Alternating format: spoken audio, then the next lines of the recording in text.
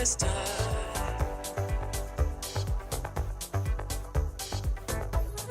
We will rise. This is the rhythm of change. In the darkest time. This is the sound of redemption. We will rise. This is the way that we bring it. In the darkest time. This is the way that we bring it down. We will rise. Down, down, I can't deny what I see, what I see. down, down, down. Down, down, I can't deny what I see, what I see. down, down, down. Igniting the fire within you. Exalting the melody of freedom. We will, These are the things that will bring it down. we will rise. Down, down, I down. can't deny what I see, what I see. Down, down, down. Down, down, I down. can't deny what I see, what I see. Down, down, down. We will rise. So gather the faithful. Tell everyone to stand and shout loud. Shout loud. Shout loud. We will Let's rise. bring it down. Let's bring it way down. We will rise. Let's bring it down, down. Let's bring it down. Let's bring it way down. We will rise. Let's bring it down, down. Down, down, down. Let me tell you, it's in the air. Joy is in the air. Love is in the air. Can you feel it? What it feel like?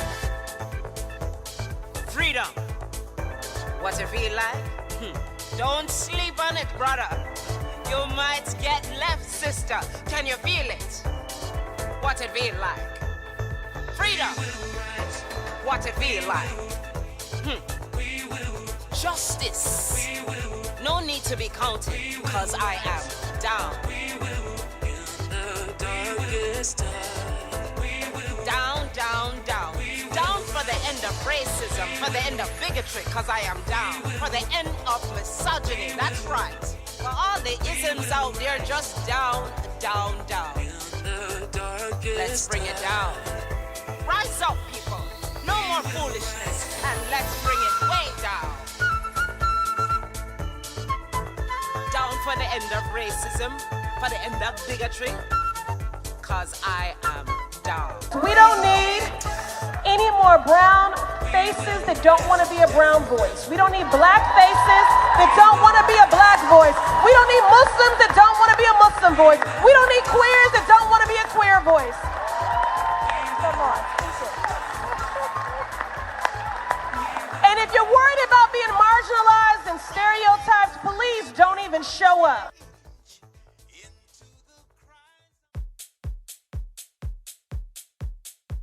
I think I got it. Man, I tell you, just in time. Yeah. You talk about production assistant in need of one. That is me. Good morning, everybody. Today is Deidre Day. Listen, we won't get into the small chatter because Deidre said she's got a very, very busy day. So we're gonna get right into this. Good morning, everybody. Good morning, Deidre. Good morning, Vincent. Good morning. Good morning. Can you hear me okay now? I got you. Awesome. Good morning. Good morning. Today I was going to talk about not rambling before you speak. Not rambling during your interviews. Things you need to consider when you speak and have your interview. We talk a lot about interviews. We talk a lot about how to answer questions, but just give you a couple of tips today on how to not ramble and be succinct in your answers. Mm-hmm. The main thing I think is you need to arm yourself with an interview strategy. What I mean by that is go in, you always want to research the company. You want to identify some key things about them. What makes that company tick? You want to understand some pain points of the organization. For example, are they going through growth, or is it some struggles with whatever their client base are, whatever that might be, that pain point that they're bringing you in for, or some other things you might identify within the company. So you're going to go with an interview strategy so you can understand how, again, you're going to add value to them, and you're not going to ramble on and on and on, right? So you want to be able to answer your questions coherently by doing some basic research about the company to understand what's their underlying goals or themes or whatnot that you can identify on the computer, on the internet. And so, depending on the industry, you obviously you want to talk about why you're the best person for best person for the job, but you want to make sure that lies into the theme of the organization by doing a lot of that research ahead of time. So again, every interview is going to be a specific strategy that you're going to put in place, so you're not you don't come out of the interview and say, well, what just happened? Did I get across my point effectively? Because you're going to think about this ahead of time before you go out into the interview. And another thing is you want to answer it in a framework. So you want to have, if they're going to give you an employment question, you want to answer it in 3 phases as it relates to that question.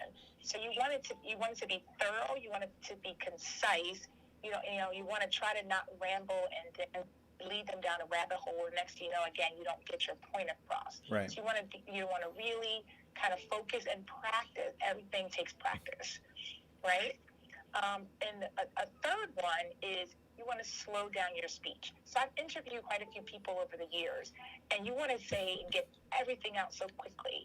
But this takes practice. And remember back when I said you can go to a trusted advisor, someone that you can practice ahead of time. This is an example of where you want to practice. You want to practice slowing down your speech, and that might be a key thing, particularly if you know that that's an issue.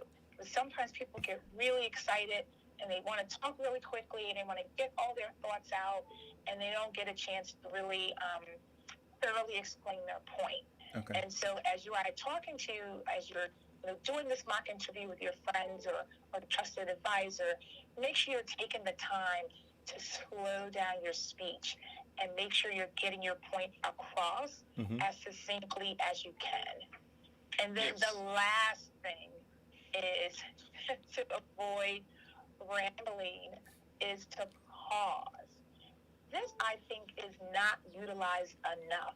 So, for example, if you're talking if the person asks you a question, right, and it's okay to not immediately answer it, right? You may take a few seconds to sit, for a whole minute, maybe 5 seconds, just to sort of ponder the answer to the question.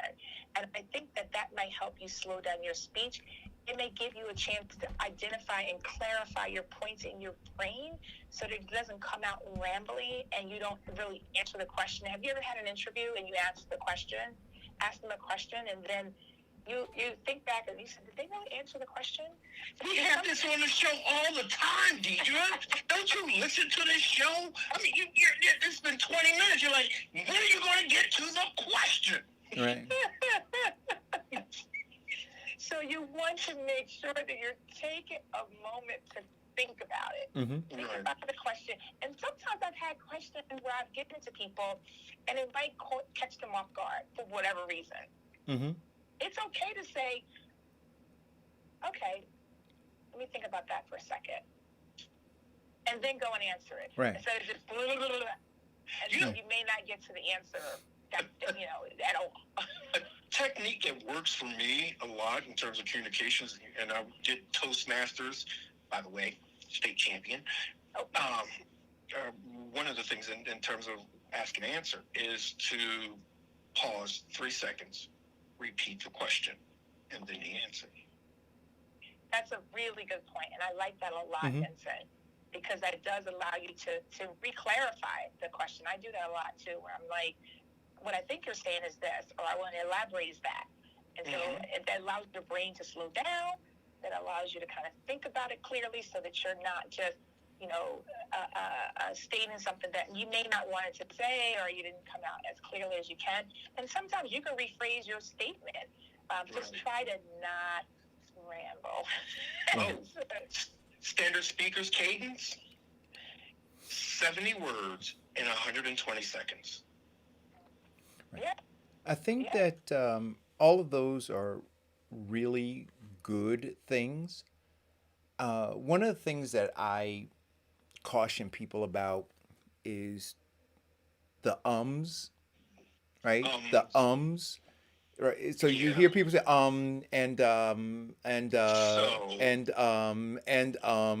right? You can get distracted, and I've been distracted, like just hearing the ums. And then the second one is the likes, like as fillers, because the person is trying to think. And to your point, Deidre, if you just slow down, you can pause as opposed to the filler or the filler like. Now, And it makes a big difference. Those fillers take practice. Yes. And to the point of what you're saying, like a Toastmasters or even a particular public speaking class, that won't just happen overnight. No. And that's something where you're going to need to recognize it in yourself. And I know they say that, they always say you have to see that the problem exists right first before you can address it. And if you know that that's an issue you have, again, someone has to be honest with you, because you might not notice it in yourself first. Right. That will take a lot of practice, because I've identified and talked to people that have those fillers. And if you do not realize you have them, it will be very challenging to get rid of them. And it separates you from the crowd. You stand out. You do stand out when you're able to master it. And so it's worth spending the time to do.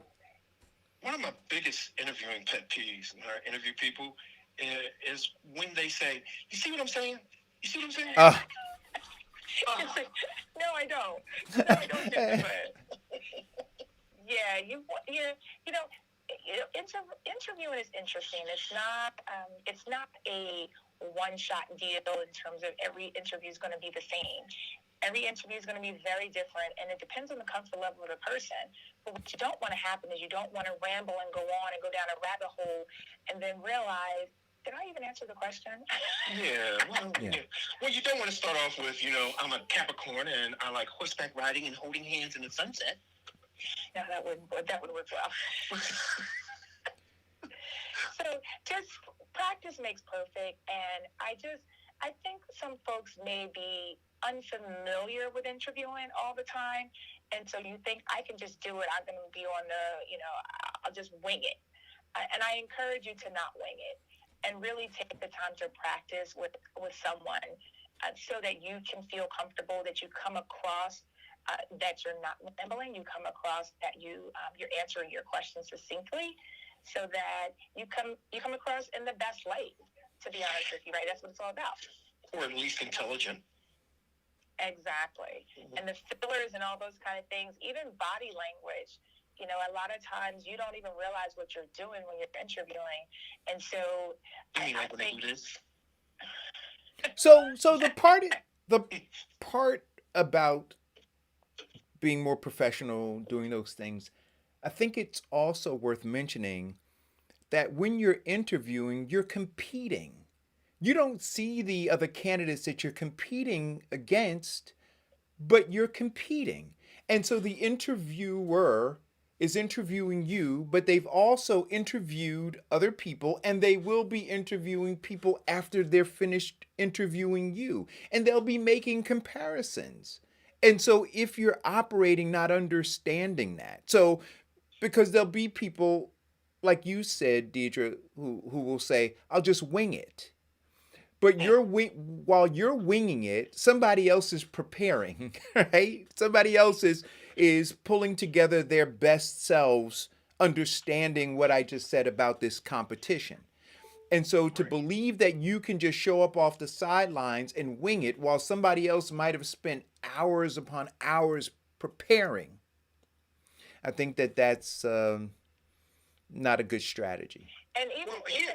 even to my first point I mentioned, Eric, believe it or not, it is one of my most frustrating things about interviewing people is not doing basic research on the company and not understanding, like I mentioned, my first tip, not understanding what makes that company tick. And there's so much information out there on the internet. So you can't tell me you're going to show up to an interview and haven't done a basic kind of framework. That's what I'm saying about the framework, so that you can set the tone to a certain extent, as much control as you have over. If you've understood about the company and their mission and their goals and some of their values, and maybe for their mergers or whatever they might have going on, you can't just walk in there blind and have this company tell you everything, especially if a lot of it is public knowledge on the internet you can easily get. And so just do yourself a favor and at least at a minimum frame it that way, where you can go in and understand and add value and say, oh, I understand that one of your goals is to grow this particular department that I'm in, and I see you've got some pretty aggressive goals I've noticed from this area that you've just merged with, and this is how I feel like I can add value. Now you've just upped the ante tremendously from someone that goes in there cold, that wants you, the interviewer, to tell them about the company. Don't do that. Yeah. Your stock just went up 25%. Yeah. Exactly. You want to show that. You want to show that you've taken that opportunity to at least do some basic digging about the company, so that when you are not going to ramble, you're going to be very succinct in your answers as you add value to that particular company. You want to prepare yourself, because it's better to dazzle them with your brilliance than to baffle them with your bullshit. Exactly.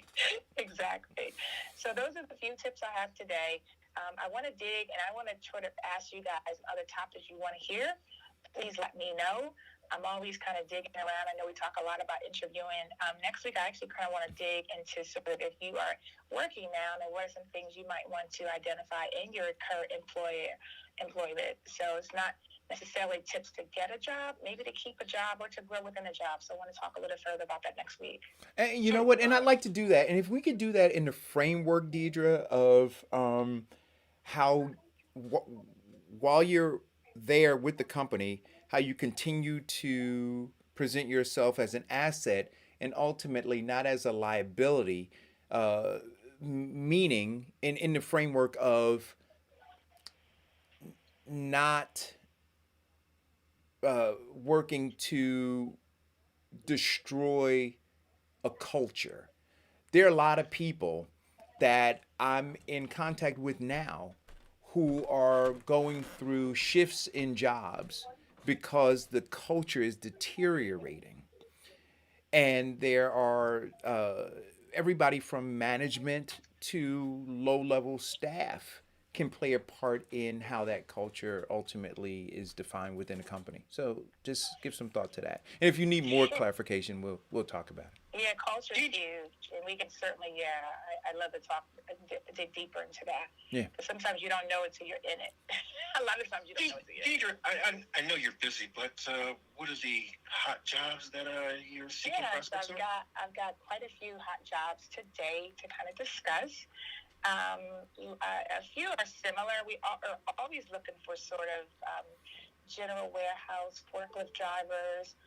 Those are ones that are, if you have that skill set, someone that has that skill set, that's an area we are completely always trying to identify.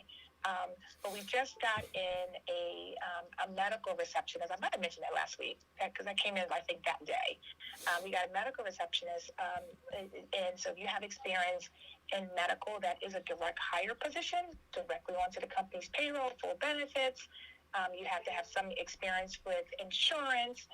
It helps any kind of medical. You don't necessarily have to be a dentist or doctor or eye doctor, but just any kind of medical. That's an area we're looking to have someone fill. And both your COVID shots. And absolutely. Well, yes. I didn't say that they required that, but every company is making their own decision. I know that particular one, you need to obviously show a negative test before starting. Right. We have a data entry clerk position that's open. That's in Jersey City. That way you need the car. So we've been having some challenges sort of filling that one. just because a car is needed.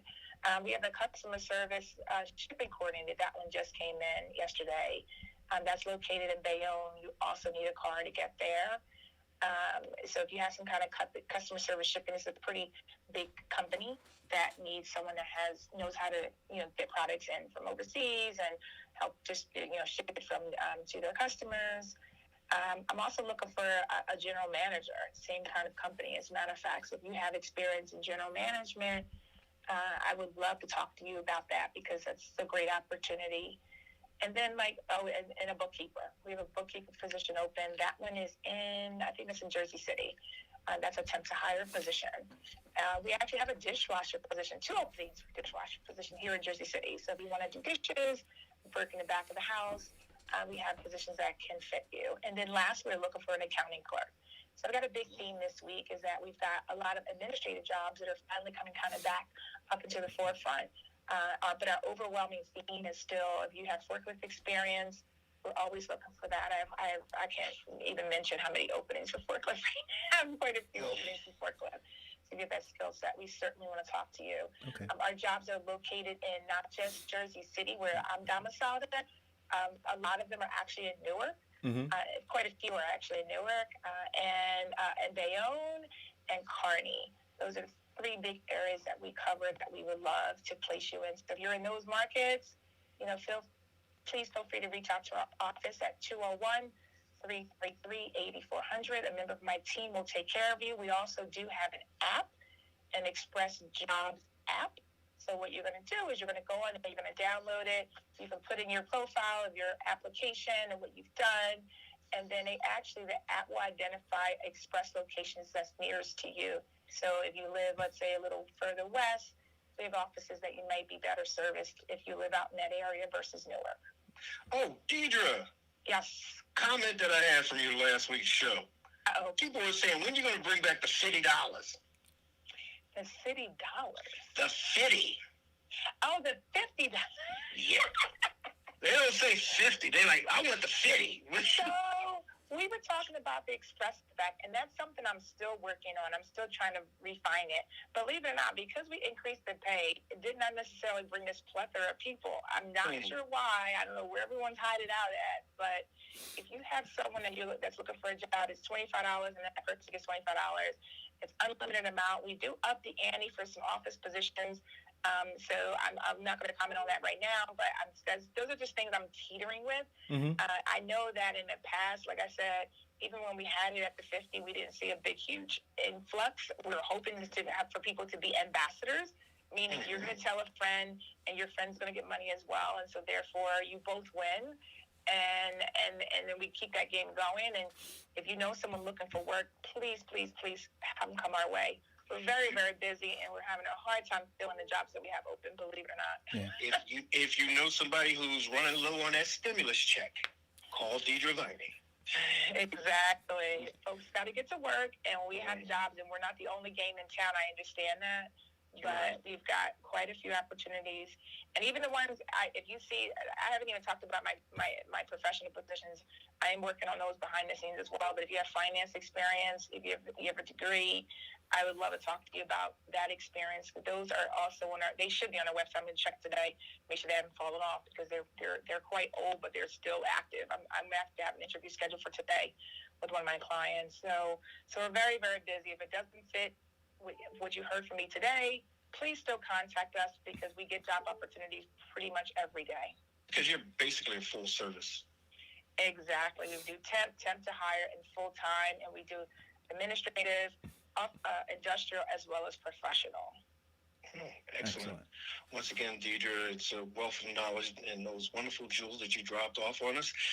And if anybody contacts Deidre, let her know that you saw this show. We like to keep a pulse on how we're making an impact in the communities. I'm going to put the information on the chat. Yes, ma'am. Just to at least our link and a couple of the opportunities that we're looking for. If you have a friend or family member, please pass them along. We really appreciate it. Thank you so much. And the fundraiser update? Oh, we had fun. It was Friday. We had a great job. I'm still following up with that, too. We had fun. It was a 2-hour event. We have a lot of people on Zoom. I laughed. And ate. I saw the pictures. Yeah. Got your grub on. I did. Yeah, it was a good time had by all. I got a lot of text messages later. People were very happy to be able to just laugh and give to a good cause. So Great. onward to the next one. I'm gonna relax for a little bit, but I need to be in touch with you later about a project. So please, okay. don't call ID me. Oh, good.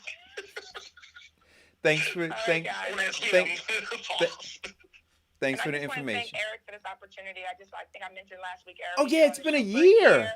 I can't even believe it. It's been a year. And Isn't it's that just been fun.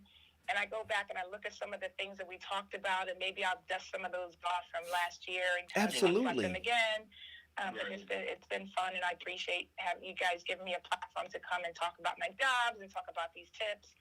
And I think it's so we can valuable. get people in the community working. Absolutely. I think the service that you're doing to the community and keeping everybody gainfully employed is more than what we can ever ask for. Have a great day, Okay. Deidre. All Thank right. you. Bye, guys. Bye-bye. Love you. Bye. All right, man. All right, now let's get ready to rumble.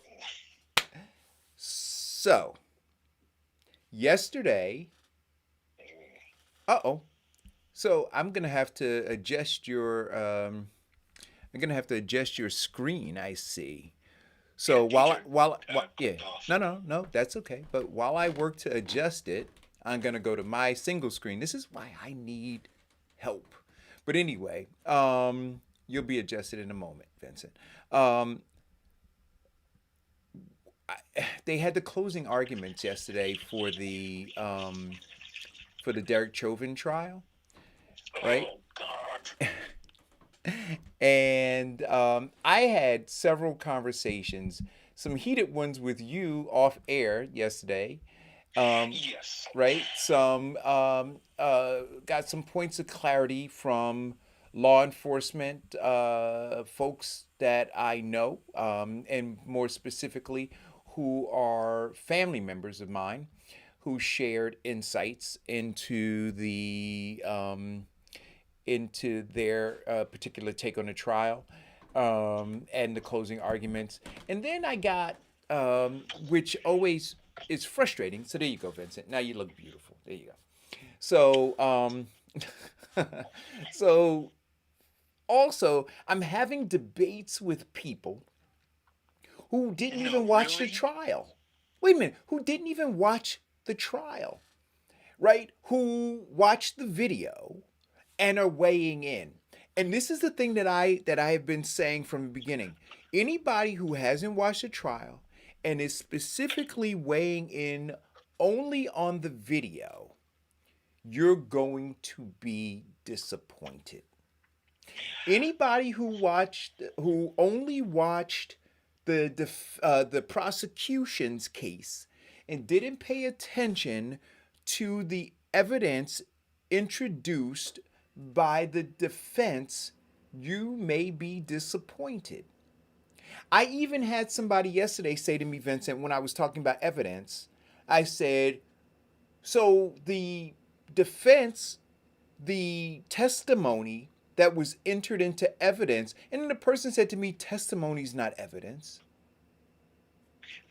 I said, wait a minute. And I want you to understand. So they said, right. But this is the level when they said testimony is an evidence. So you have a broad spectrum of people who are offering opinions and weighing in and ready to rally and burn down communities. Yes.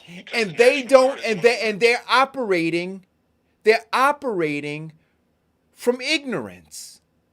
This is a concern of mine, that they're operating from ignorance, and they believe that they don't, because I got this yesterday. I didn't have to watch the trial. I saw the video. But those 12 jurors had to participate in the trial. Those 12 jurors were instructed by the judge to specifically pay attention to the evidence. Not only the video, but all of the other evidence, over 1,000 pieces of evidence. Mm-hmm. Do you understand what I'm saying? And so you can't decide that you want to go burn down somebody's community because you didn't want to listen and watch and have a full because understanding of what's going down, on.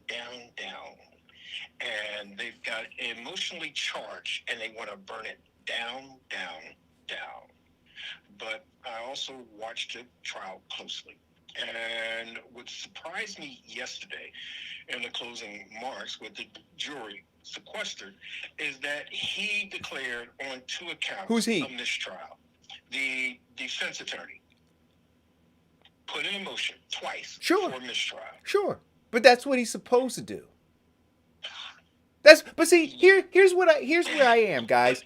The defense attorney's job is to kitchen sink the trial, right? To kitchen sink, throw everything you can in and hope something, or what they say, throw pasta on a wall and hope something sticks. That is the defense attorney's responsibility, to leave no stone unturned. I define the defense attorneys as doing other things than kitchen sinking. Kitchen sinking is the equivalent of throwing a Hail Mary. When you know No, that's not, no. You're going to throw it up and No. Hail Mary full of No, grace, no, let somebody catch this. but that's, no. That's not a defense attorney. But that's and not, the thing is to throw in Maxine Waters' statement. well, wait a minute, but that's not kitchen sink. So we got to be clear on definitions, right?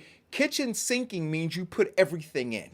A Hail Mary is one play, right? So a Hail Mary is part of kitchen sinking, right? So you can Hail Mary is the last part of kitchen sinking. right, but okay, now we're mincing words. It's a part of. Whether it's the last part or the beginning part, it's a part of. But kitchen sinking is saying we're taking everything. And what I'm saying is the defense attorney's job is to make sure that he or she did everything in their purview to help their client. And so look, with regard to Maxine Waters, right?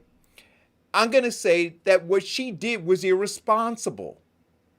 She did. You don't as an elected official tell people, if you're not happy with the outcome, go out there and be physical with your protesting. You don't do that. That is horrible. That is absolutely horrible to do that, especially when during the voir dire stage of the trial, when they were going through and talking to all of the jurors, a lot of them expressed trepidation because of... Can you hear me? Yeah, I got you. A lot of them expressed trepidation because of what might happen as a result of the verdict. And then you have a high-profile elected official that's nationally known and recognized come on and say publicly that this is what should happen. She needs to be censured. No, she shouldn't. No, she shouldn't. Because let's look at what she said. I hear an echo, Vincent. I don't know where the echo's coming from. That's me. There you go. Now, what did Maxine Waters say? I told you what she said. I couldn't hear you. I'm sorry. She said that that if you're not happy with the verdict, this is a paraphrase, but if you're not happy with the verdict, we can look it up, the actual quote. But if you're not happy with the verdict, then go out and be physical in your protest. No, she said that if you're not no, happy let's with pull the it. Let's pull the actual quote up. Okay. But while you do that, we have a caller on. Caller, go. Good morning, Judy. Good morning. So she said we should be more confrontational. She said be more confrontational. If you don't like the verdict, we should stay on the street, and we should be more confrontational. Okay. And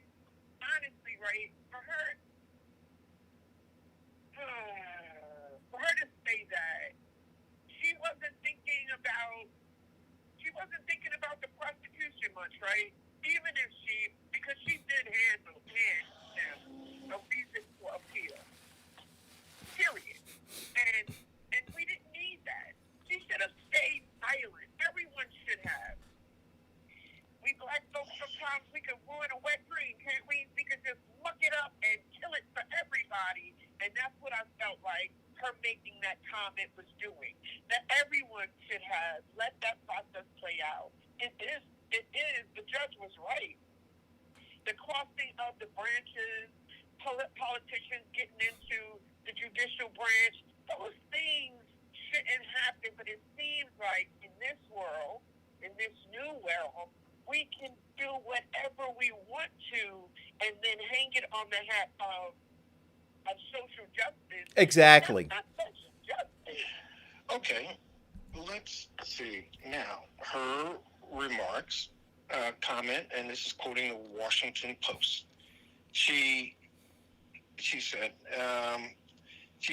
the comments, they said it had a potential to lead to violence, but they also face accusations of hypocrisy over their lack of action over President Donald Trump. No. See, stop. I'm going, Vincent, no. I'm literally going to hang up on you. Vincent, no, Vincent. Do you, like, God damn it.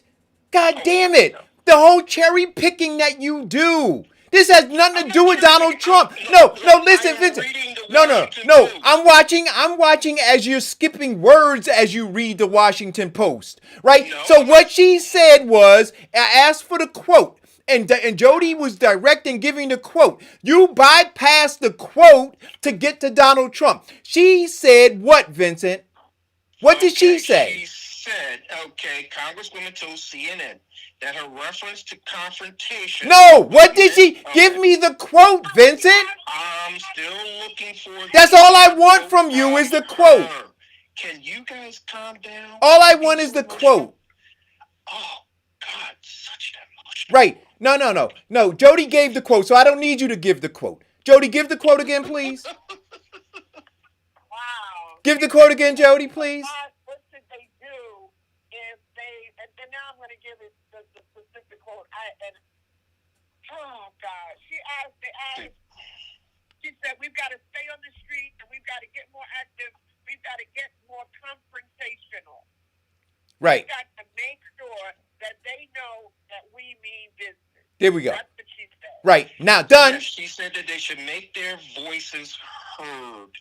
I just quoted her. When reporters asked what... Got to demand justice. Margaret was found guilty.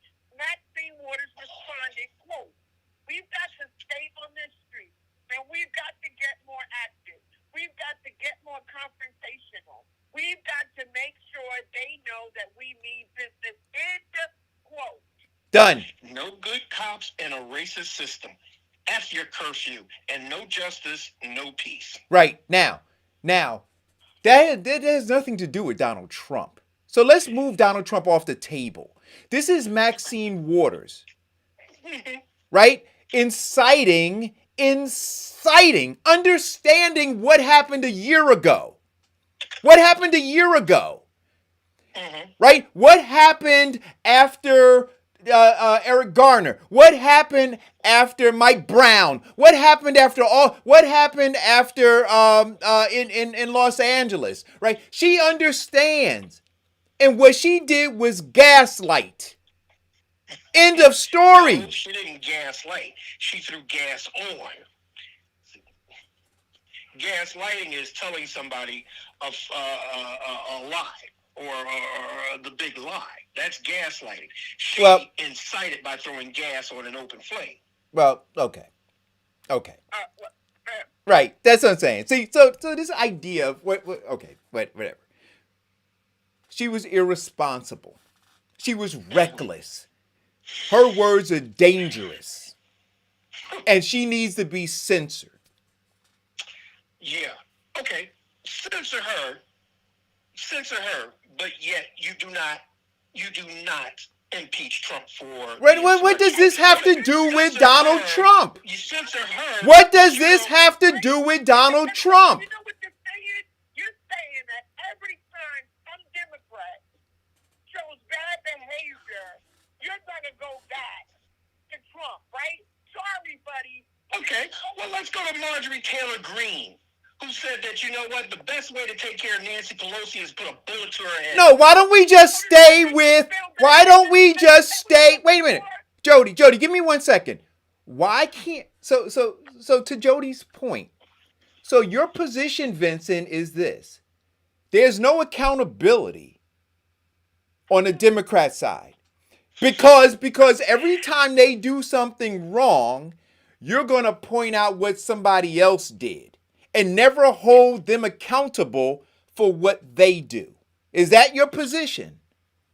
No. Okay, then That's stop. not That's my all. Then position. yes or no answer. So then let's start here with with Well, I'm sorry.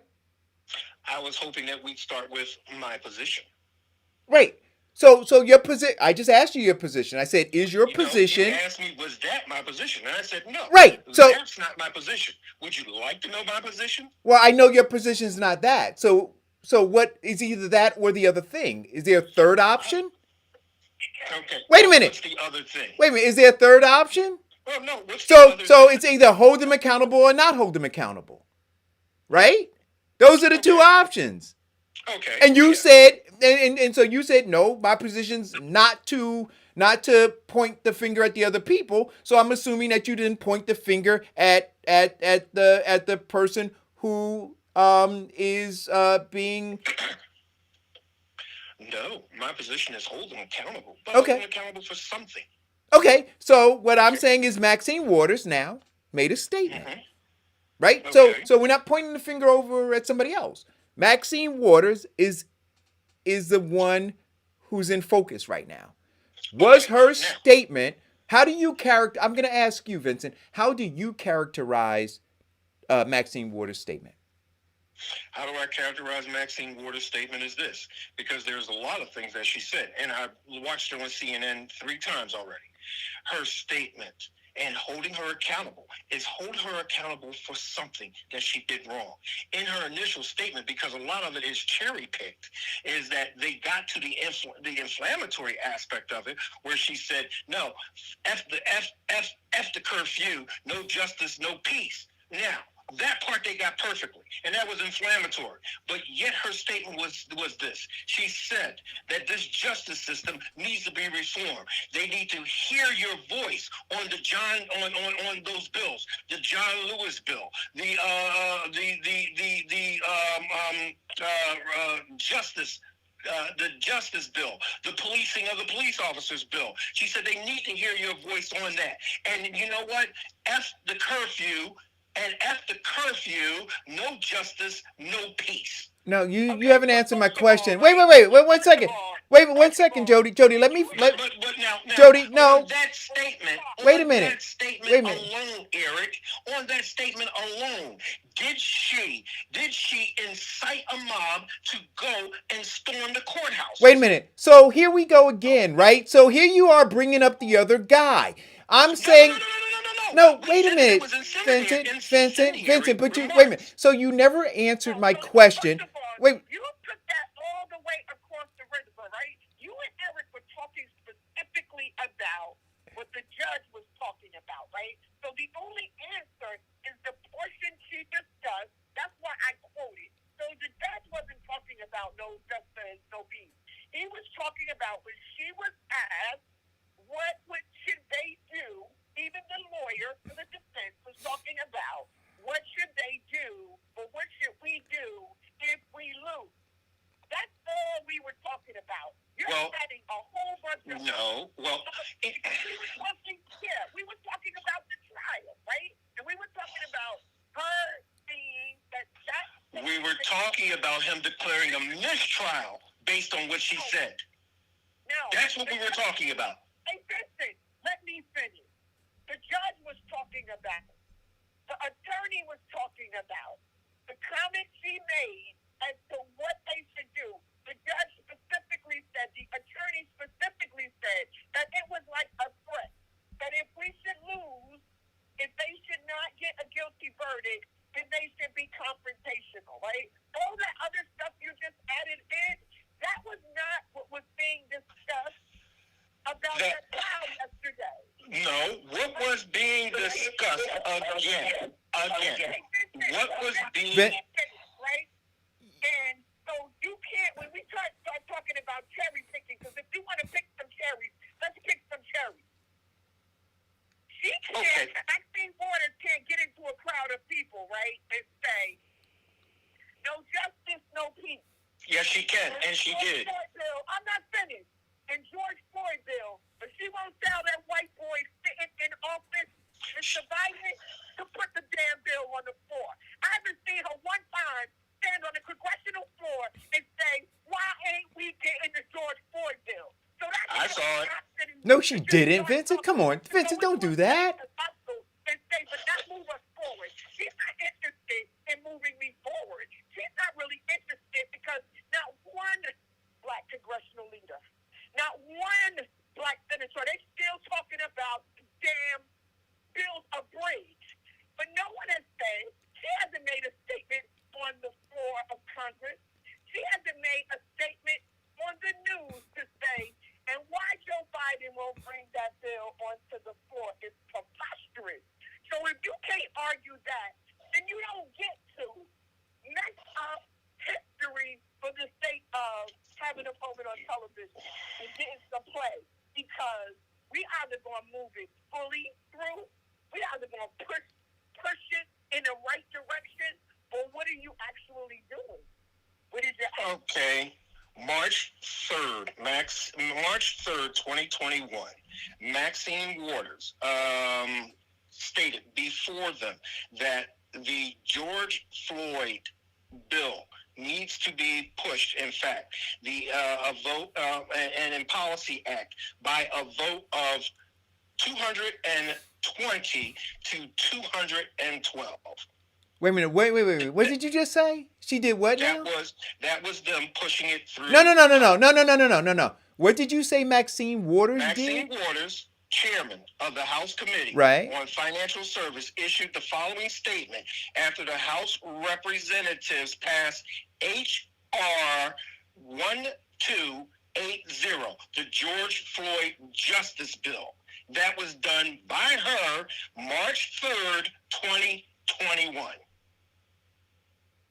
Thank you. So Maxine Waters has done everything possible to get that bill on Congress and get it passed to the Senate. But that's not what Jody's saying. No. See, stop, Vincent. Because there you go again, right? No. She said you don't Vincent, hear Maxine Waters trying to push this, and Maxine Waters did. Vincent, stop, Vincent, stop. Pushing Joe Biden. She's not pushing Joe Biden. Has the authority. See, and you heard what she said, and so you cherry pick again. Right? Because she's playing a whole bunch of other stuff. Okay, see, now we talked about this before. It pushed the House, it goes to the Senate, and Biden is ready to sign it. So so you want her to? Yes. Are you serious? Is that not our process that we discussed 18 times on this show already? Okay, so let's be real. But before we go down this other rabbit hole, back to the original statement where he tried to use it as a means to saying a mistrial, the judge dismissed it. Now you want to go back to court because you know what I'm about to say. You know that Biden picks the way in which those bills come down, the number and how they come down. Biden doesn't pick that. Was it the percent? So you mean to tell me, right? Oh, Vincent, you know what? Here's the thing, and I said I was going to stop doing this with you, right? You are the only one turning around this sinkhole, right? If you think that people believe that what you say, right? I don't even know why I even bother, right? Because everyone knows that Biden is choosing. He chose for the COVID bill to go first. He's choosing for the. Wait, Jody. But Jody, I want to go one by one. Let's slow down. Vincent, do you agree that it was Biden's thumb on the scale that moved the COVID bill first? Yes. Okay. Now stop. So we don't need to go further, right? Because what Jody says now is true. That Biden gets to choose. That he gets to choose. Oh, no doubt that Biden has his thumb on the scale. Okay. He has a level. Hello, let me finish. He does have a level of influence to get things done. That part's true. Okay, stop. So that So there is the discussion. And so Okay. the question Jody's asking. Oh, go ahead, Jody. So again, right? And guess what? I thought we weren't gonna have it, but let's have that conversation, right? Because it was just an article in the same Washington Post that he's reading, right? That broke it down for us, right? And the reason why the George Floyd bill, nor the voting right bill is coming on. It is strategic. It won't hit the floor until after the midway. It is because Winston knows this because he watches all that crazy TV. Anyway, the reason why the bills are being pushed back, right, is for the election. That Biden is now trying to tap into the rural community and snatch that let's say poor white vote from Donald Trump, right? And so they're actually putting it out first to see where Republicans sit on the bills they're passing. So because Republicans in rural communities are good for infrastructure, they were even good for COVID, but they're not good for voters' rights, and they're not good for George That's absolutely right. Bill. And the Democratic Party is concerned about the problem that they're going to have In 2022. in this midterm election. That's absolutely right. And that's it. So, And right now, wait a minute. And I want to go first. I'm not disagreeing that there. Here we go. And acts like this is awesome how it happens, or this is trying to school me on procedure in the Senate and the Congress. He knows that. Right. Guess what? He's too one of those Negroes. Right. Willing to give that up. Here's the issue, right? Because this is the issue. The issue now is black issues are getting pushed further and further back on the burner because there is concern about how the 2022 midterms is shaping up. And right now, Republicans are set to win big. And so, no. No.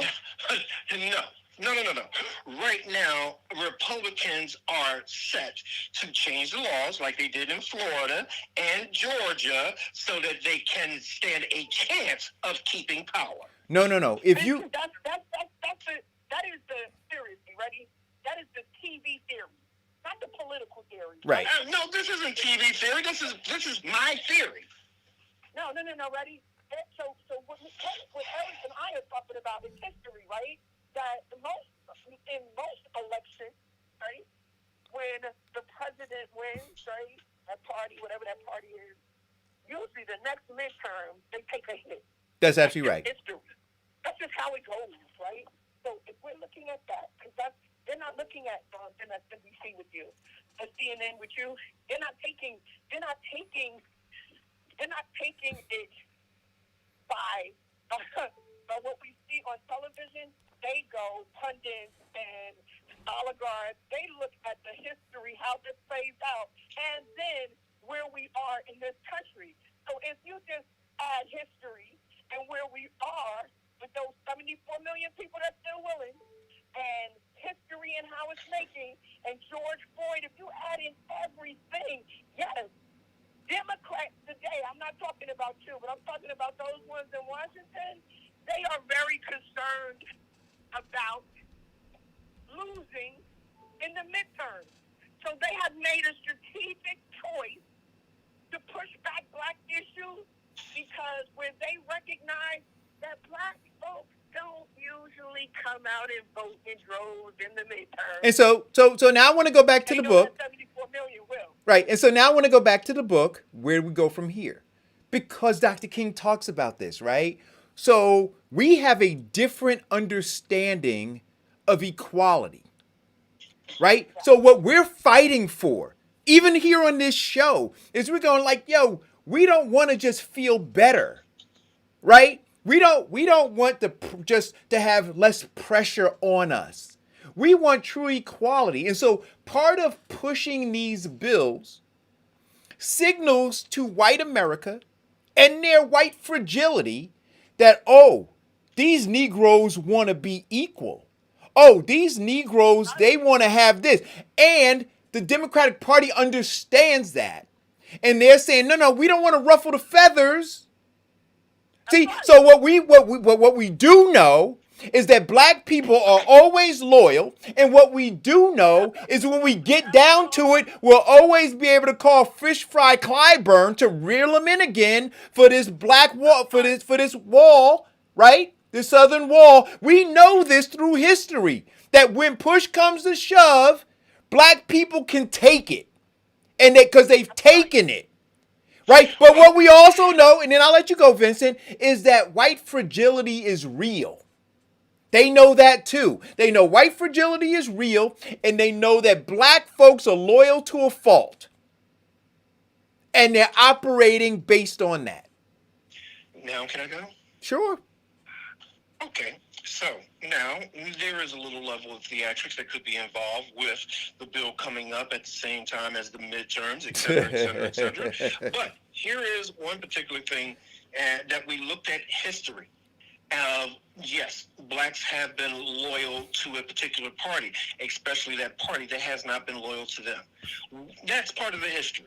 Yes, when a white man shows up in the black neighborhood, he's not giving them anything except for his presence, yet they still vote for him. Yes, blacks do not vote, have not historically voted during the midterms, causing the Republicans to come in and basically outrule every Democratic president.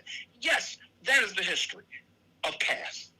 History of recent is that we saw in Georgia where blacks generally, they'll come out and vote for a runoff, came out in record numbers and voted, yes, a black senator and a Jewish senator in a state where that has not happened. We see in present history that blacks are now at a period of awakening, say that no, well, I am not laying down, I am not going quietly in the night, and that I'm standing to live rather than dying on my knees. We see blacks now getting out because Maxine Waters is coming in and saying, don't take this, stand up, protest, be confrontational if you have to, but get it done. I'm seeing the change. And the white people and their fragility can smell what the black people are cooking. That's why they're starting to now change the laws. That's why in Florida now they've got laws against protesting. That's why in Georgia they've got laws to make it harder to get the black vote in. Because now they see the power of blacks see the power of blacks, and now we're moving towards change. And I'm done. So that's your emotional response to Eric's historical precedent. But we heard your emotional response for 20 minutes. Can I get 5, Jody? Can I get 5? All I need is 5. There was no reckoning, Vincent, right? We voted to get Donald Trump out of office, period, in the story. That is not what I constitute, and I would hope that no one else in this country constitutes as a black reckoning. We just were sick of Trump and remember, right? So that's not reckoning. Against Trump, right? Some Trumpers voted against Trump. People were just voting against Trump exhaustion, right? Some white people voted against Trump just because they were like, oh God, I'm tired of it. I'm tired of all the rhetoric. But they would tell you that they still adored his policies, that he put policies that were good for them, good for their people, but they just were exhausted, right? That is not going to be your play game in the up and coming, because right there in that state of Georgia, Biden didn't win. Biden didn't win because, and guess what they did? They just voted against Trump. But they voted, that's why there was a runoff, but they voted for their constituency. They just voted against Trump. But even in the runoff, Jody, even in the runoff, they sit in Georgia, Biden, Obama, and they won. Buddy, that was Stacey Abrams' work. Listen, all I'm saying to you is... Oh, okay. I don't care who did it, but it brought the change. Listen. See, now you want to... There's no change happening in our community. And I think you and so many of you people who just will... Oh, what do you mean, you people? Are you being prejudiced? Well, wait a minute, Vincent, don't do that. Let her talk. Go ahead. Go ahead, Jody. You're gonna be disappointed, right? Because if you don't, let's go with your theory of this reckoning, right? If those bills don't hit the floor, people like me, if I have to hold my hands underneath my tail and just not vote at all, so I'm not playing it again, right? And there's many black folks just like me, but you can't hurt me. Right. I was sick of Trump. I voted against Trump. That's it.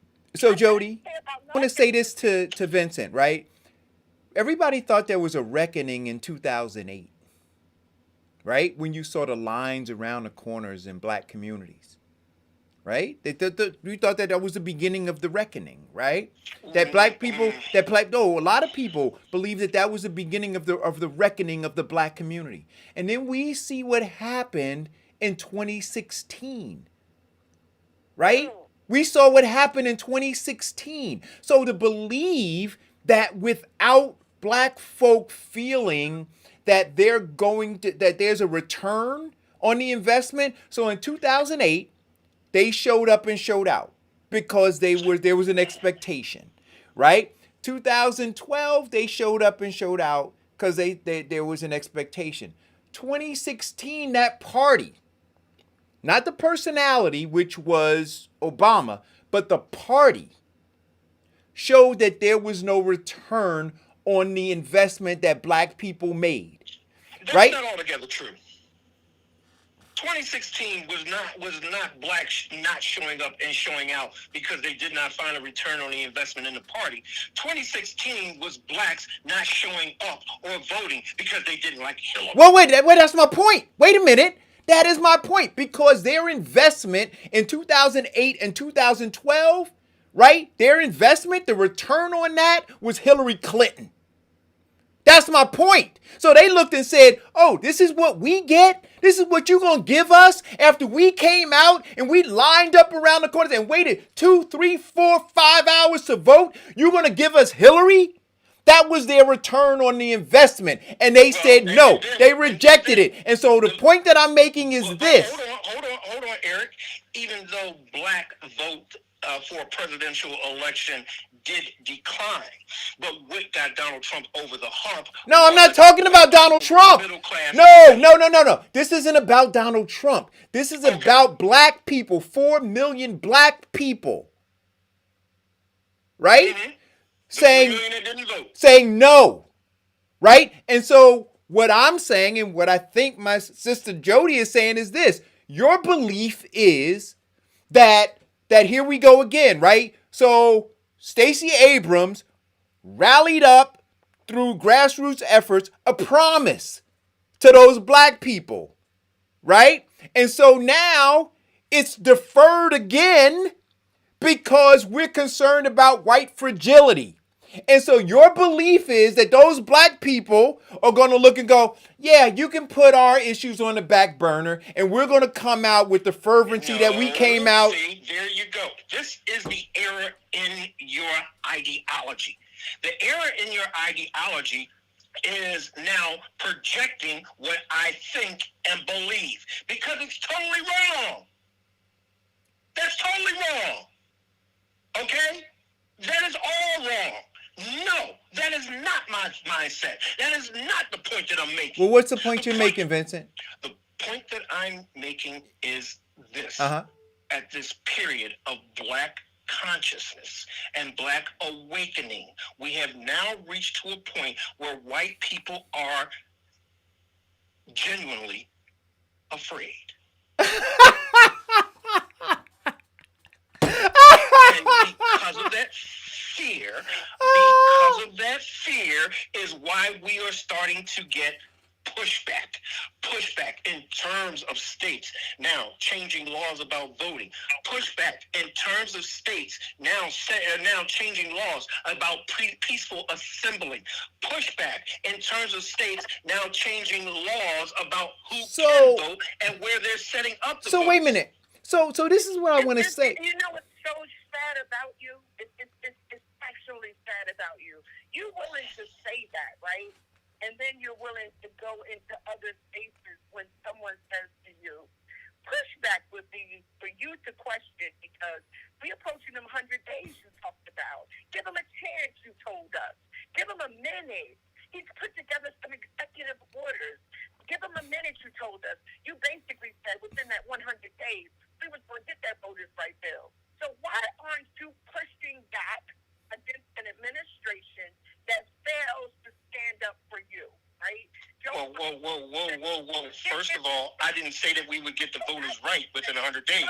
I said, give it a minute, wait and see. Because you were talking day 2, and you wanted... We're approaching 100 days like yesterday, right? And they're not talking about the Voters' Right Act bill. They're not talking about the George Floyd bill. They're talking about infrastructure. They're having meetings with Republicans. They're going around the country. They're talking about that, right? Meanwhile, not the kids Toledo, but the kids that it's 10 miles from where they did what they did to George Floyd, that kid that was killed. And Biden got on and said, he reverted back to the COVID bill and said, listen, we're helping you guys. We're going to stop child poverty. We're not going to worry about right now about your men being killed in the street like animals, because we gave you a bill that could stop child poverty. When he could say, wait a minute, we don't need infrastructure before we need this. So what pushback exactly are you talking about? If we're not pushing back... Did I not express what the pushback is that I was exactly talking about? Did you not hear me say the pushback in which I had stated that we were experiencing? That is not pushback. Pushback would be against an administration who failed to put us first. Maybe that's your version of pushback. But my version of pushback is this. My version's of pushback. Okay. Yes. See, because what I'm saying in terms of pushback is not what qualifies in terms of Jody. Does not make it less. No. I get that, you. So what I'm saying, I think that what Jody is getting at is this, without going down that rabbit hole, right?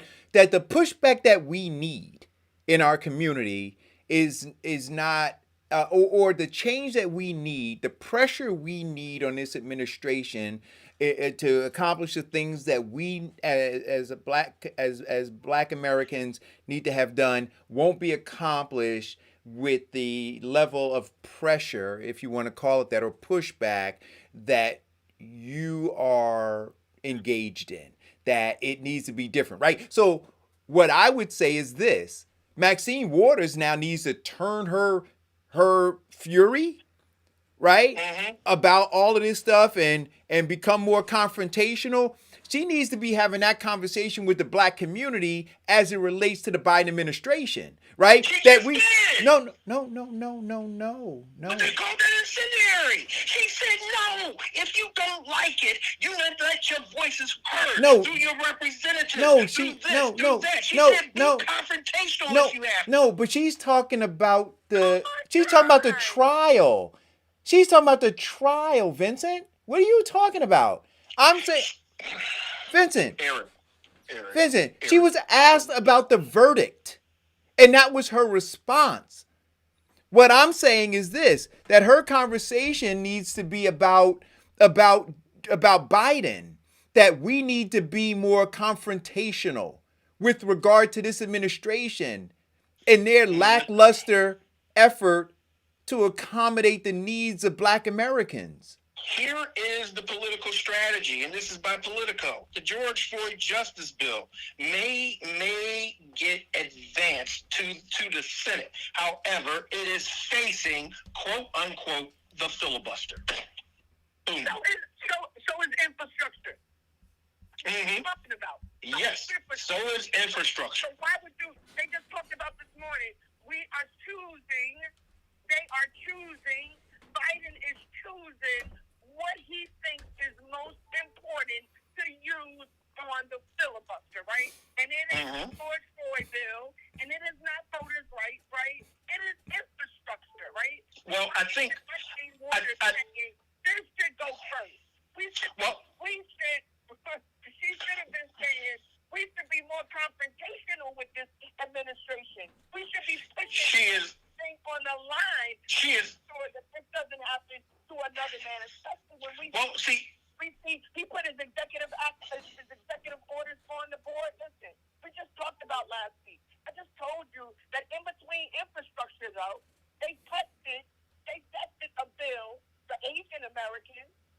They tested that, right? And they got 96-6, right? So that bill will pass.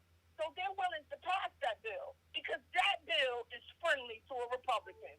A Republican is basically saying to this administration that herded us out like cattle and made sure we put them in office, Republicans are basically saying, we don't really care if the Negro is beaten and abused. You won't pass that bill easy, but we'll do it for the Asians. And they tested it. No. And wait a minute, and let me explain. Wait a minute, I wanna go back for a second, right? And then Vincent, you can talk. But so here is what, and this is why these books that we're reading are important, right? Because when the Republicans, or when I say the corporation white supremacy now sets and says, you know what, we're going to now show value to the Asian community, right? And and by doing that, right, we now bring the Asian community over on our side. And that despised group, you now are aligned with us. And that's why I said, look, I think that the Asians should be fighting to protect themselves. Put your hands up, because, yep, they sneaking at you and punching you and kicking you. But don't ask me as a foundational black American to jump in that fight with you, because you're not fighting for me, right? And so I know that I am and have always been a member of the most despised group here in America, right? And I know that the corporation of white supremacy, that their tactic is to align every other group to understand us to be the most despised group.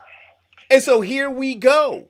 The devaluation, the marginalization of black Americans, right? And propping up another group. Here they go again. Here is the where what you stated begins to be half information. Now, the simple fact of them pushing the bill against violence against Asians is the same thing that they had, the same bill that they had against violence against homosexuals. And I don't disagree. Whoa. I agree with you. You agree with me? Yes, but that's what I'm saying. Eric, can I finish? Go ahead. But here is the big difference. They do not have a bill, or they have the same bill against violence with blacks. What we are pushing for is not the simple fact of violence against blacks. What we are pushing for is death against blacks at the hands of police. No, Vincent. Now, Vincent. if the Asians actually get pulled over and shot while being Asian, then there's a whole different issue. Then you would have the corporation of white supremacy now fighting against that bill.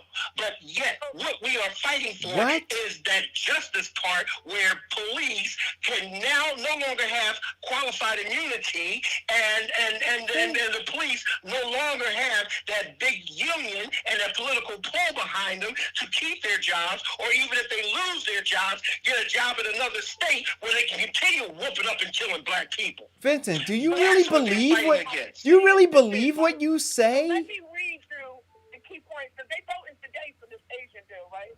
The Senate will vote Wednesday on a bill that aims to combat a rise in hate crimes against Asian Americans in a majority Truman said.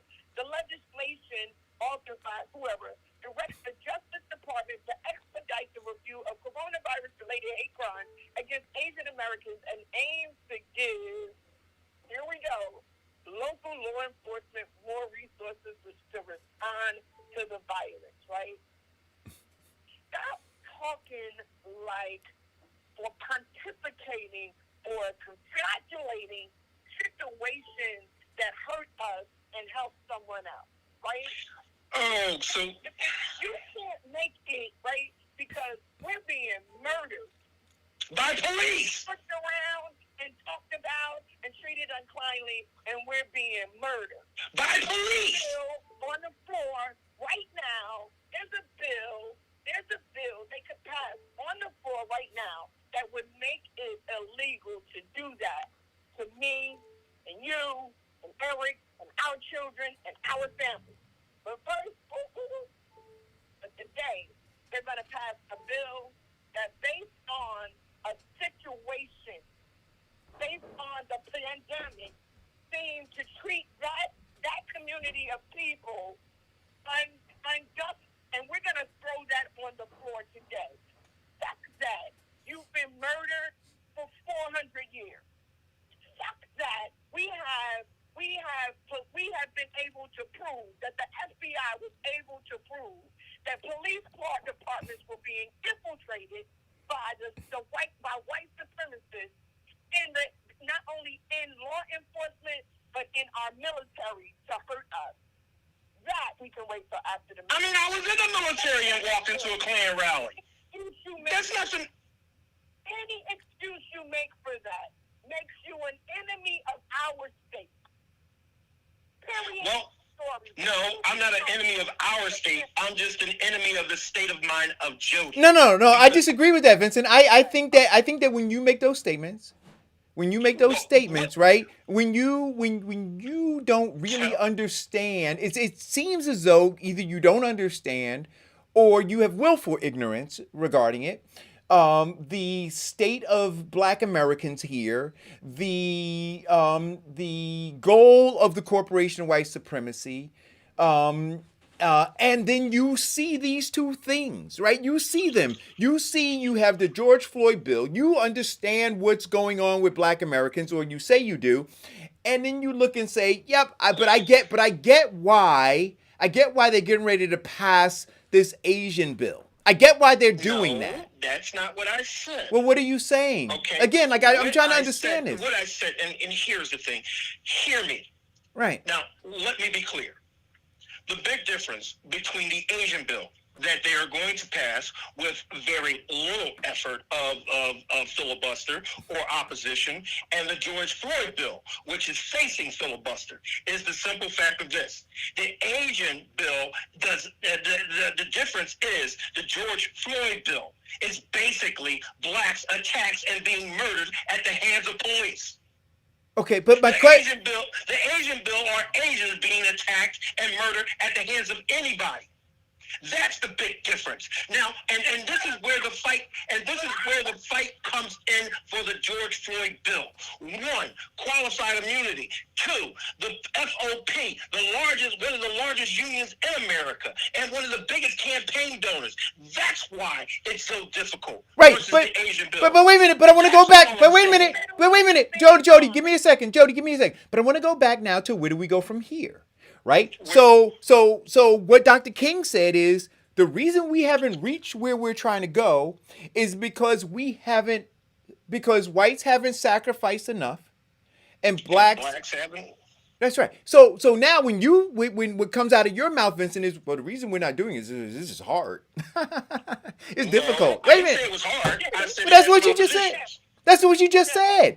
That's what you had some oppositions. Right. Definitely. That's right. So opposition, translation, it's going to be difficult, right? So I don't want to mince words, Vincent. So the point is, right, there's opposition, and so we should retreat because of opposition. And we should accept the fact that because there's little resistance over here, and we understand why there's little. And I did not say that we should accept that fact. And I said, let me be clear, the difference. Right. So here's my question. So no, and not about you, right? So the thing that I'm saying is this, that Maxine Waters should be talking about how confrontational we shot a verdict, right? About this verdict over here. She should be looking, going, hey, wait a minute, Black people, do you see what's about to happen? Do you see the spinelessness of this administration? Do you see what they asked you to invest and what your return on that investment now is? First of all, this administration, the Biden administration, is not spineless. Second of all, Maxine Waters sat up there and gave them a heads up and gave them the solution. Now, what she said is what I've been saying all along. If you're not willing to stand up for what you want, then you don't deserve it. And they need to be confrontational. They need to get in their legislators' face. They need to get in their government's face. No, wait a They minute. need She to get in those don't right, miss. No, they Vincent. need Why to are you right now? They need to But right Vincent, now get in the face of these senators one sec. who are about to put up this filibuster Vincent. against the George Floyd bill. Vincent. So first of all, But that's not what Maxine Waters he said. didn't tell them. That is what she said. No, Vincent. No, he didn't tell them it's time. Okay, that's the way I interpret it. Oh, of course He you didn't tell them did. that it was time for them to get aggressive against their senators. She didn't tell them for their government. She said, if you don't get the verdict you want, it's time you to stay on these streets, meaning keep on walking up and down the street, keep on painting yellow and black and blue and saying Black Lives Matter, and keep on and marching. She said nothing about government. She said nothing about senators. She did. No, she didn't, Vincent. No, you're talking about interviews that she had later. I'm talking about when she was on that ground, in that place, she just told them that they needed to stay on the street. They needed to keep on marching. And they needed to be more confrontational in that. And so you're trying to mix this all up into one big Vincent babble bullshit. And I'm telling you, that is insanity. That is, and no, that's excusatory. So here's my question. Said that the differences in the bill was that we were being attacked by the government, basically. You didn't say that, right? But the difference between the bill is that the Asians is being attacked by any and everybody. Y'all are being attacked by the government. And so it's a little harder. I didn't say the government. I said the police. Our bill is about policing, isn't it, right? Which is a government entity, right? Which we know since 1964 that the police were used in civil rights to do what they do to us today. And that was government, right? So black folk, keep on marching, keep on stepping, be a little more confrontational when you're marching and you're stepping, while we keep letting the government murder you in the street. The fact that George Floyd is the first trial in my See, first of all, you cannot, Jody, you cannot, in good sense, not insanity, not over emotional, consider the police an agent for the government. Okay? Because you can't do that. Because one, it now tells everybody that everything is that the police are doing, either individual, whatever the case may be, is at the behest of the government. And that's not true. That's wrong. That is Jody, that is insightful, inflammatory wrong. You can't do that. Police department. Who pays police officers? Where do they payment from? Your local municipality. Government. That's the government. Okay, well, your local government. Right. Yeah, they pay them. Okay, they pay them to protect and serve, but they do. But Jody, of all of the criminal, Jody, of all the police officers that have ever shot and killed a black man, have you heard one of them say, "I was only doing what my boss told me to do"? Vincent. Okay, so Vincent, you know what? What's crazy about this? Jody, listen. They weren't a governmental agency. Jody. I walked you down into they are paid by the government. They're paid Jody. by the municipal government. Jody. They are a governmental agency. Hey, Jody. Right? Jody, listen. We don't understand and we don't remember and we don't know the history. Jody, but Wait, you're Vincent, saying stop. But you're saying that the government has licensed them, has Wait a minute. told them, Wait a minute. have gave them a directive to go out and kill black people. Okay, Vincent, I need you to show me some restraint when I'm trying to have a So Jody. They don't do legislation, right, to turn around what they were given to do by the government in 1950 through 1970, whatever, right? It's that rule of law that was very acceptable by this government is never changed legislatively to say, hey, no. Jody, to kill black people. Guess what they called George Floyd? Okay, go ahead, Eric. They called it a modern day lynching. That's what they called it, right? Because in 1960s, police were lynching us, and it was okay. and it was Police.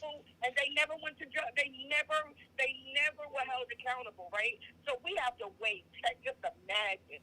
We have to wait from the 1950s to today to get our first officer. See, you're confusing. Jody. You are mingling and confusing the facts and giving a half truth. No. But go ahead, Eric. No. So. Okay. What is the half truth, Vincent, about the police being a government?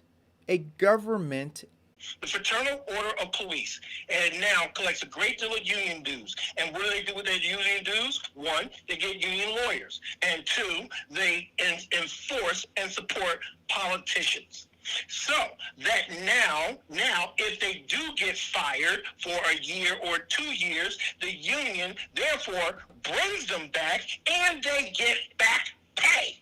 Okay. The third thing, that keeps them in place is the simple fact, as we talked about, the politicians. The politicians turn a blind eye to this because the unions are supporting their campaigns. Okay. So now let me say what I was gonna say, right? So now I wanna speak about the influence that the politicians have, right? So again, we're talking government, right? So you have a mayor, right, who takes money from the Fraternal Order of Police, right? You have a mayor who is courting the Fraternal Order of Police to get their endorsement to become mayor, right? So what is the ungodly alignment that they now have? And so when I say that there is a sanctioning of, because if you didn't sanction it, you wouldn't be looking to align yourself with it, right? And so whether it's whether if we talk at the local level and municipal level, the governor, right? We talk about at the county level, the county executive. We talk about at the state level, the governor, right? They are all sanctioning this. They are all in this ungodly relationship with with this police force, which is a government agency. And so we are asking them, we're saying, we want you to tear down and go at war with the very institution that in 2 months you're going to be looking for an endorsement for, you're going to be looking for a campaign contribution for. Do you understand what I'm saying? So that's the sanctioning that I'm talking about. So all the rest of what you talked about was bullshit. Eric, if we're looking at that in the way that I said, and you repeated, if you look at that, in that case, then what Maxine Waters is saying is right. We are the voters who actually are doing the final sanctioning. What? So you know what's Jesus. Basically simple like this, Eric. We allow these politicians, we elect these politicians who increase in this sanctioning, and we can change that by getting in new politicians. What does you're not going to do that, right? So the politician that we just got in, there we go. in, right? There we go. He ran his election on saying that he was going to pass the John Lewis bill, right? We're 100 days in. We have now solidified that won't happen until midterm elections, right? But he got in saying that that's what he was going to do. Actually, I was looking at Politico. The John Lewis bill is right? Excuse me, Jody? Finish what I have to say, even if I have to talk about you, right? So I'm not going to be as friendly as Eric is on that, right? We know the history of police in this country and black people. We know that in 1960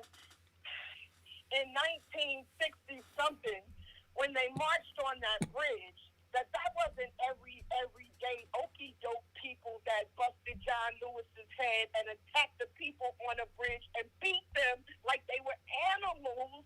Those were police officers. And so they were condoned to do that by this government in this United States of fucked up America. That's what happened. No. We can't whitewash that. There's no playing with that. That's what happened. And for the next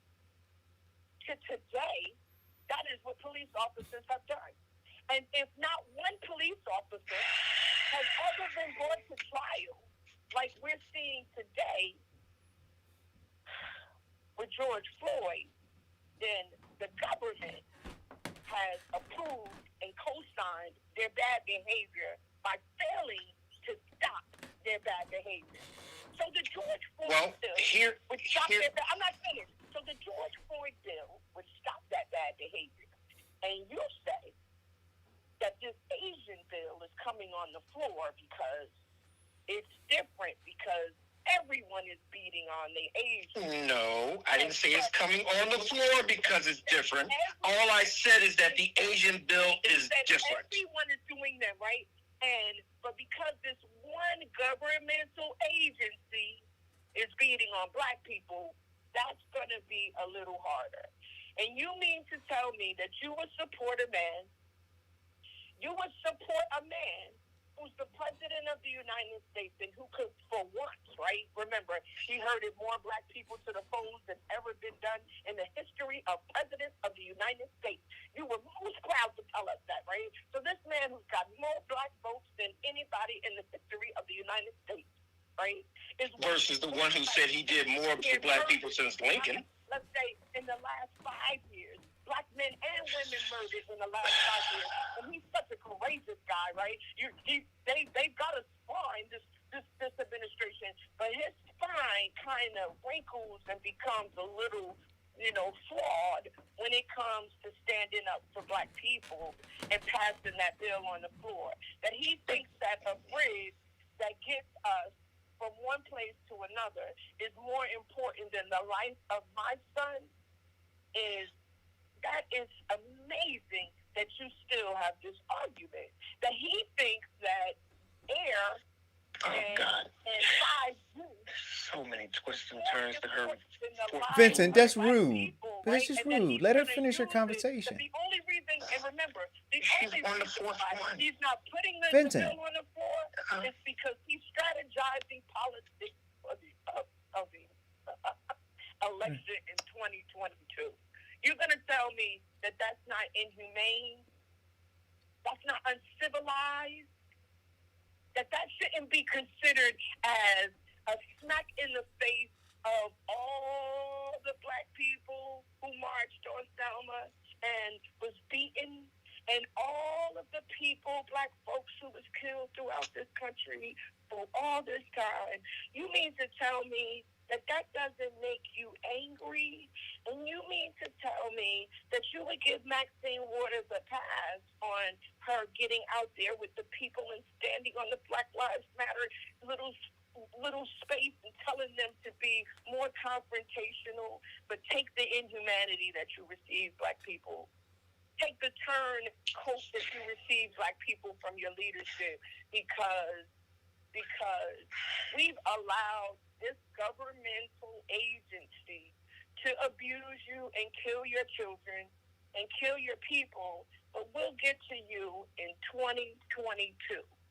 Any excuse you have for that is ugly and insidious and driven, and I'm going to tell you for the third time, and I'm looking at you right now on my screen. You may look like me, but you're not one of me. You know what, Jody? I thank God that I'm not one of you. I truly do. I thank God that I'm not one of you, that I can think independently. And I thank God that I have enough intestinal fortitude to stand to my conviction. Oh, whoa. I'll let you ramble for 14 minutes, 38 seconds. And you can't stop interrupting me within 30. But anyway, as I was saying, Jody, one of the things that Maxine Waters did do is say, don't take it. Stand up. One of the things that Maxine Waters said is that we've been taking it, in my interpretation, is that we've been taking it too long. Stand up. No, that's what she said to people. Stand up. Wait. But stand up against who? That was insidious, inciting a riot. Jody, when she did not say that I want you all to get out here and have a trial by comeback. She did not say that I'm going to be with you at this courtyard and we're going to take over to get the verdict we want. want. She said, stand She's up. failing at her job. That's what she did. And she stood up for it. But yet, you want to sit up here and call in a minute, Jody.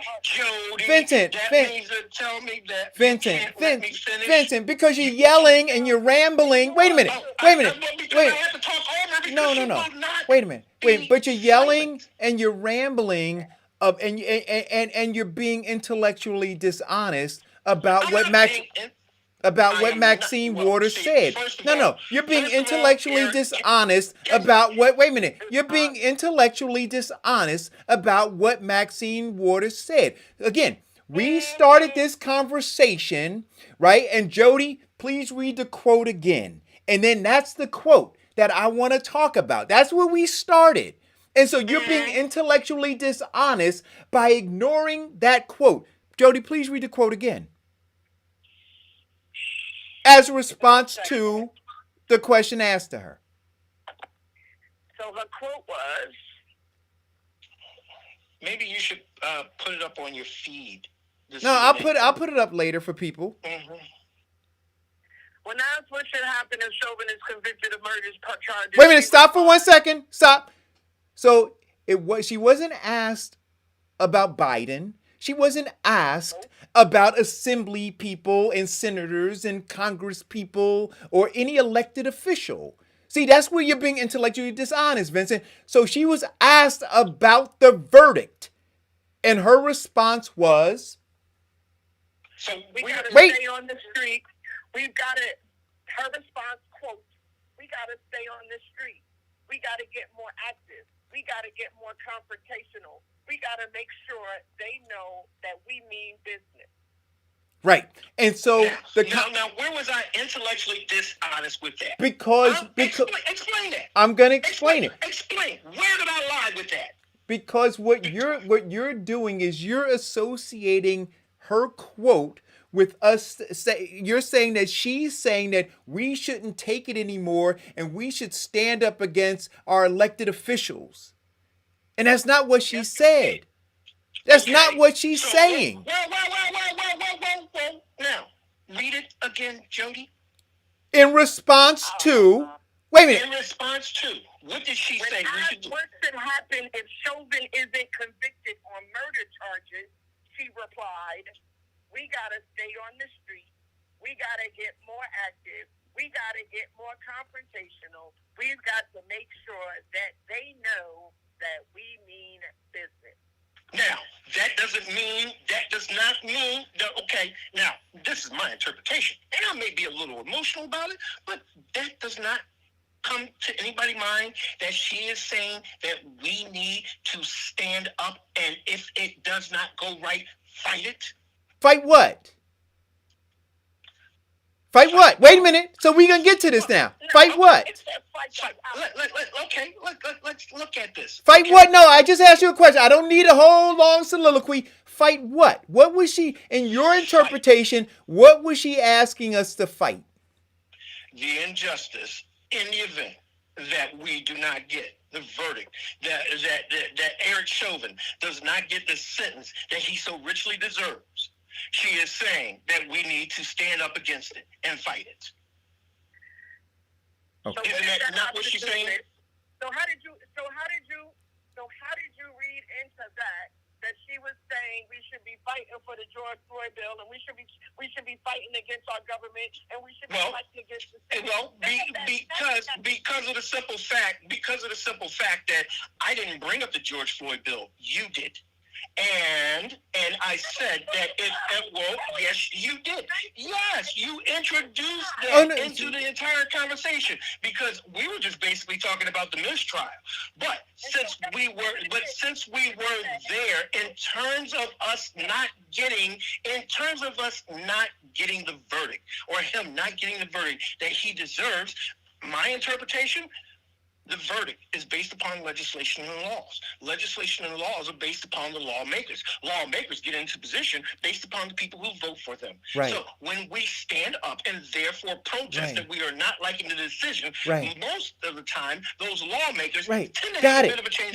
Wait, Jody, 1 second. So I agree with all of what you. Wait, Jody, please. I agree with what you just said, Vincent. So my thing is this: the biggest fight right now is the George Floyd bill. That is the biggest fight, right? And so if she's she not, said Maxine Warner doesn't talk about. no, no, no, no, no, no, no, no, no. Hear what I'm saying, Vincent. Stop for Okay, a second, right? go ahead. So if we conclude, if what Maxine Waters is saying, look, if the verdict isn't what it is, if you're not happy with that, then if your interpretation is that we need to now focus our attention on lawmakers, right? And if the guy in the White House, according to your own testimony on this show, is the guy who can put his thumb on the scale to determine what goes to the floor, and the George Floyd bill is not something that is in the forefront of his mind, but infrastructure is, then why isn't Maxine Waters saying to us, go to that guy if you're not happy with what comes out of the results of this trial? See, now, Eric, that is one question I can say with 100% certainty. I don't know, because I'm not in Maxine Waters' head. Right. And so what I'm saying is this, and I started the show by saying that's where she should be, not telling us to just go and be out there on these streets that have Black lives painted on them, where Black lives don't matter, emotionalizing Black folk. She should be telling the truth, which is the Democratic Party is hedging their bet right now because they're looking at the 2022 midterm elections, and Black people, you can be emotional. You can go at some bigger fish to fry, and you are not on our minds. That is the God's honest truth. And saying anything else is intellectually dishonest. That is the God honest Eric Dawson's opinion. No, Vin. Wow.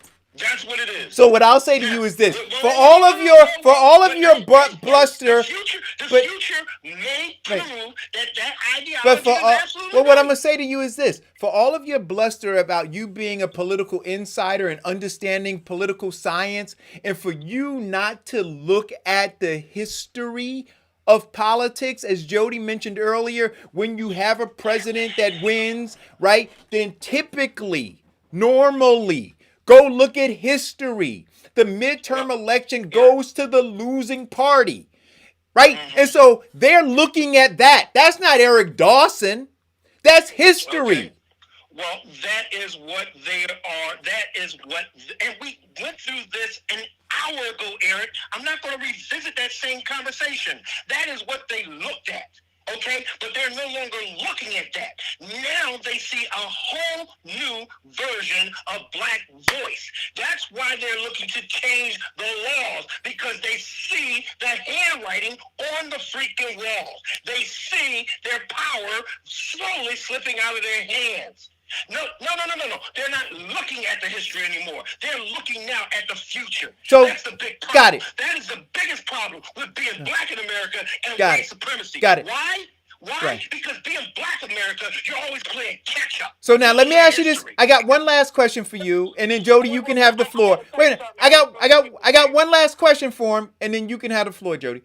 What will be, if any, leaders to let you know that Black people are getting the shaft? And so now I'm going to ask you. In 100 days. So now I'm going to ask you again, based on, because you said that there's this awakening, that all of this is happening, and that white folks are scared, and they're doing this, and that Black folks are finally getting the sign that we got screwed again.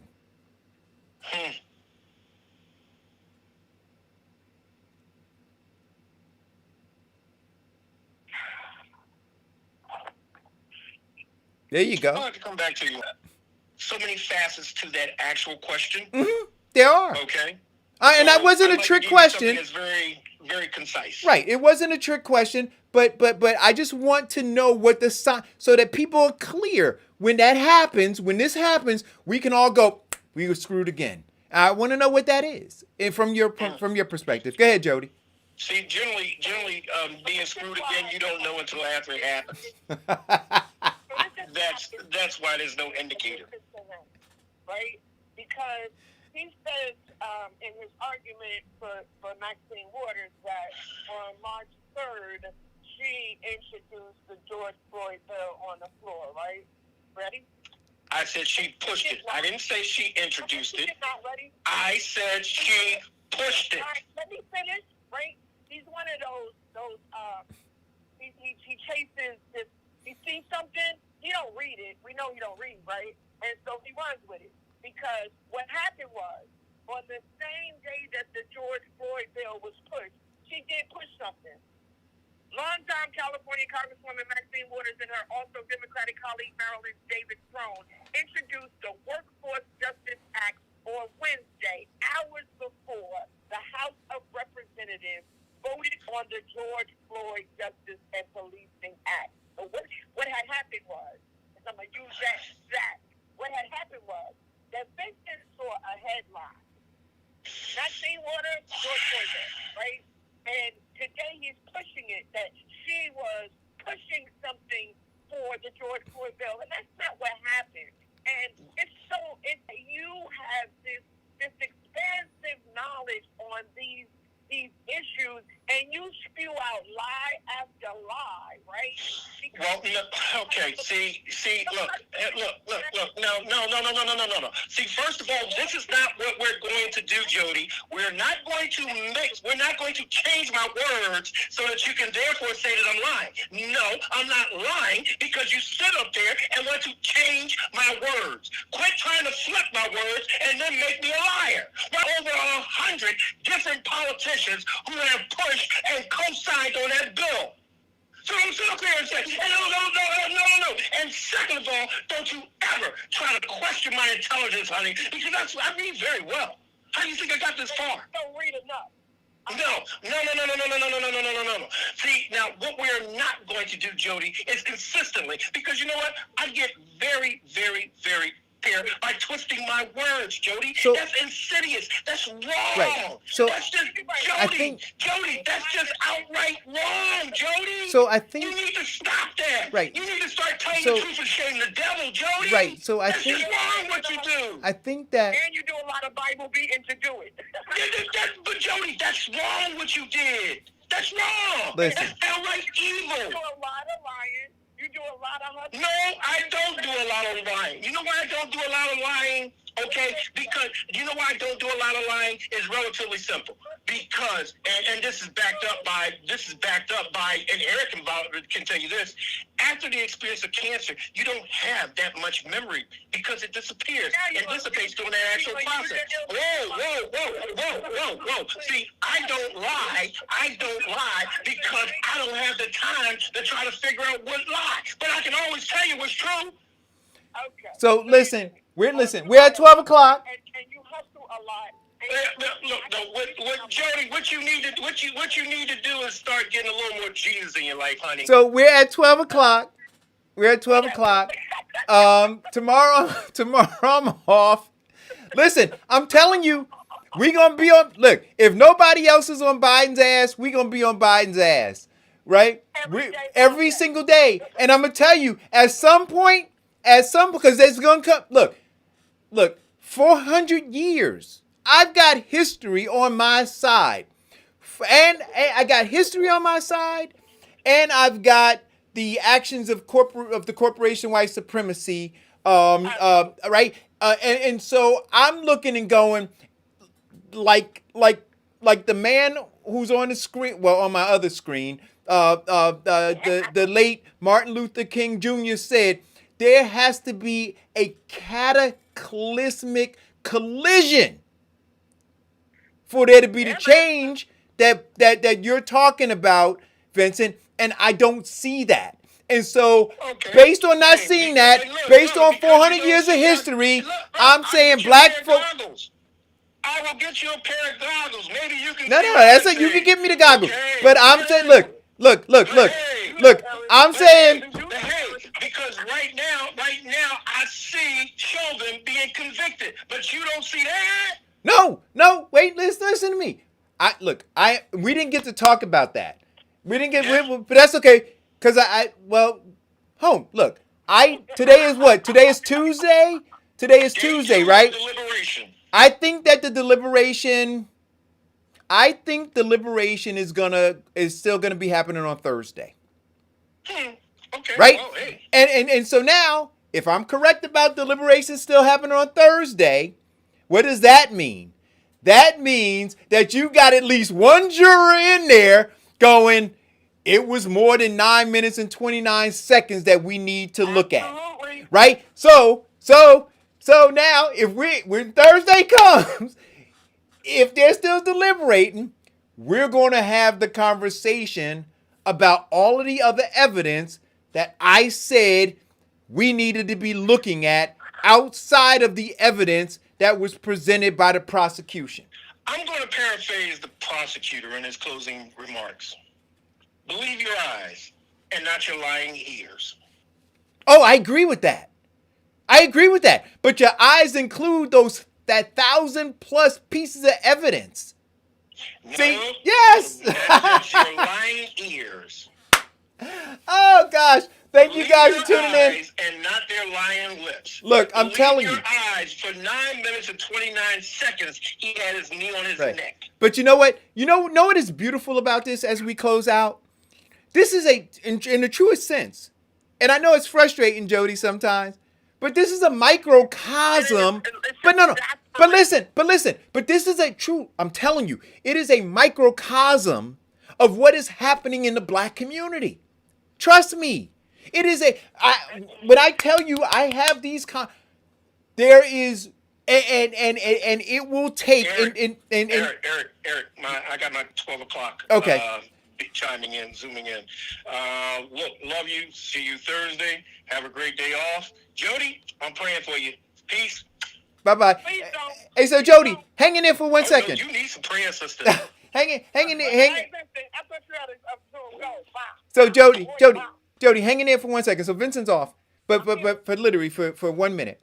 This is a microcosm of the struggle in the black community, right? And so when we talk about how to get the enemy in a line of fire so that we can move forward in an attack, it is complicated. And it's complicated by these kinds of discussions and the perspective, right, that some black folks have, which is just off.